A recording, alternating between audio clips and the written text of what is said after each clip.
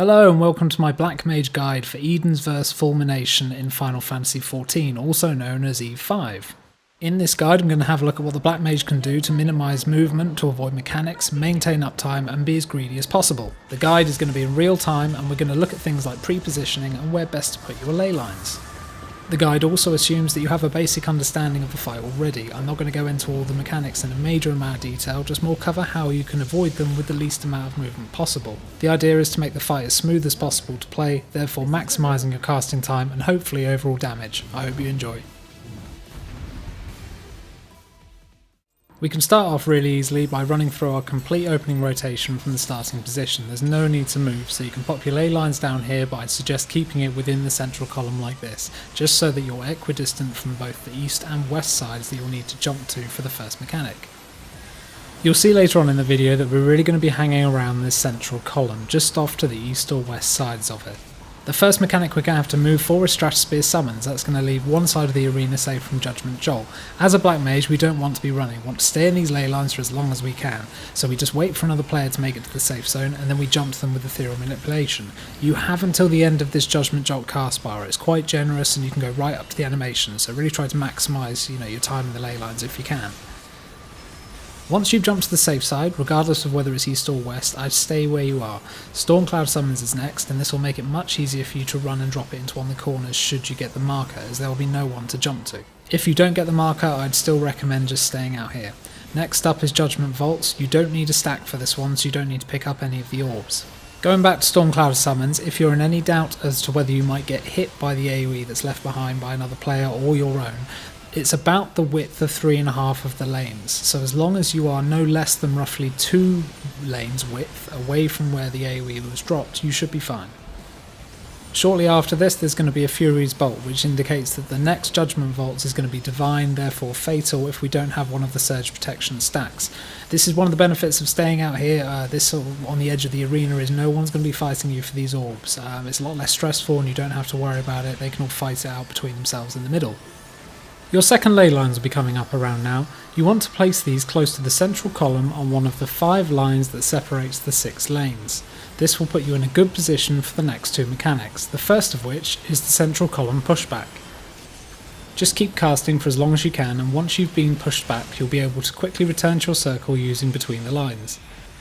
Next up, the 3 Ixions will appear on either the east or west side of the platform, charging across to the opposing side. You will find by having your ley lines here you can easily step either side of the line into the safe lane. A little bit later on in the guide we'll see that this positioning also works well for the Thunderstorm mechanic. Strathspear Summons again, this time 4 spears instead of 2, leaving one very small safe corner. Keep an eye on the safe corner, waiting for a player to get there that you can jump to. Don't leave it too late, doesn't give you a lot of time on this one. This is also why it's worth hanging around that central column. You will be in range of any of the 4 corners to jump to. Lastly, a little hint, Ethereal Manipulation doesn't take you on top of a player, it only takes you to the edge of their hitbox. So this is one of those where the safe zone is so small you want to run a little bit further just to be safe. Remove follows up with a Fury's Bolts. We need to grab an orb for the upcoming Divine Judgment Vaults. If you just hang around in the safe corner that you jump to, you should find that there'll be plenty spare. Thunderstorm. This always causes a lot of panic unnecessarily. All the little AoEs that appear to drop randomly around you would actually form a grid if they were to all appear on the arena at the same time. There's loads of little safe zones that are formed along the lines that are dividing the lanes, so you should be able to quite easily find yourself a safe spot and carry on casting. But make sure that you're ready to avoid that large AoE that you drop towards the end. We can now see that by dropping our ley lines close to the central column on one of the lines that divides the lanes is the optimum positioning for this fight. It pre-positions us for the column pushback, we can easily avoid either of the Ixion lane charge patterns, there's a safe spot from Thunderstorm, plus assuming that the Stormcloud markers are dropped into the corners as they should be, we are far enough away from the large AoEs they leave behind. Time for another pushback, and you want to make sure that you don't get pushed into one of the Stormclouds, so you might need to jump to another player to be safe. Coming up next, we've got what I found to be one of the nastiest combinations of mechanics in the fight. We're going to start off with a thunderstorm, which means that we're tempted to tilt our cameras up to better see the safe zone. However, before you do that, 3 Ixions are going to appear on either the east or west side of the arena and charge down the lanes. Make sure you note which lanes that they are charging down before tilting your camera up, so that you know that when you move from your large AoE that you drop, you are running into the correct lane. Otherwise you will get pushed off the platform. I cannot count the number of times I did it myself, so just really watch out for that one.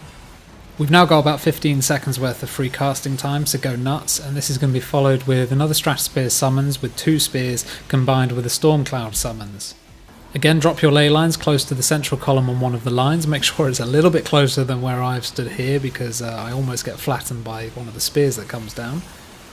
So we're going to need to be ready to jump to another player to avoid Stratuspear summons, but we might also have to drop a Stormcloud marker if we get unlucky. Hopefully not, and we can carry on casting, but just be ready for it if that's the case. You can be super greedy with this. It's unbelievable how much you can cram in before jumping. You've got until the animation goes off. I don't even jump back to the ley line straight away here because I'm almost in disbelief that I'm still alive. Fury's Bolt, so grab yourself an orb on the way back, which will protect you from the Divine Judgment Vaults, which is going to follow. You've then got about 20 to 25 seconds of free casting time, so get comfortable. You don't actually need to grab another orb here, it's just because I'm stood there and I didn't want to move. Next up, we've got a column pushback combined with Ixions charging across from either the east or west side of the arena, so just be ready to turn your camera around and see which lane will be safe.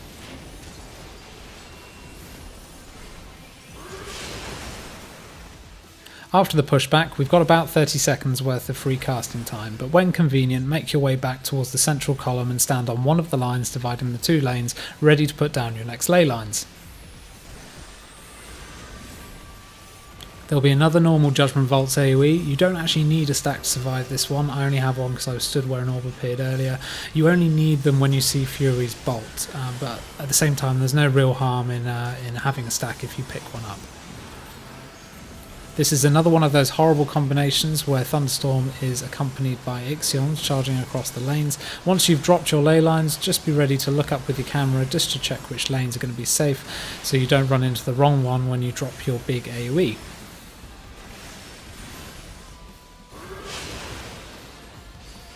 After that, you can head back to your ley lines and you're going to have a good 30 seconds worth of clear casting time until the next mechanic. We're very much in the last stage of the fight now. There's going to be nothing we haven't seen already, and it really is a case of rinse and repeat to the end. Coming up, there'll be another Stratuspear summons, dropping 2 spears down, combined with a Stormcloud summons again, so you just need to keep an eye on the safe side of the arena for a player that you can jump to. If you get the Stormcloud marker, like I do here, you'll see you've got plenty of time to run it off into a corner. I'd collect an orb on your way there, as you'll need that for a Fury's Bolt that's coming up. If you do what I do here and you run the far side, further away from the safe zone, you need to get back to about the central column before you're in range to make a jump. There's the Fury's Bolt I mentioned. That's what we wanted the orb for from a moment ago. As I have here, it's not the end of the world if you have more than one stack. Sometimes I find myself grabbing orbs out of habit when I see Fury's Bolt or Divine Judgment Vaults in sort of at the heat of the moment. I don't actually look at how many stacks I've got already. That's not the end of the world. There's nothing wrong with that as long as you don't have more than 3 stacks. But you don't want to collect them unnecessarily, really, because you want to leave them free for other players. So that's pretty much it for Ramu. I hope you enjoyed the guide and find it useful, and if you do have any questions or anything, then do let me know. Otherwise, next up I'll be having a look at Eden's vs Fura.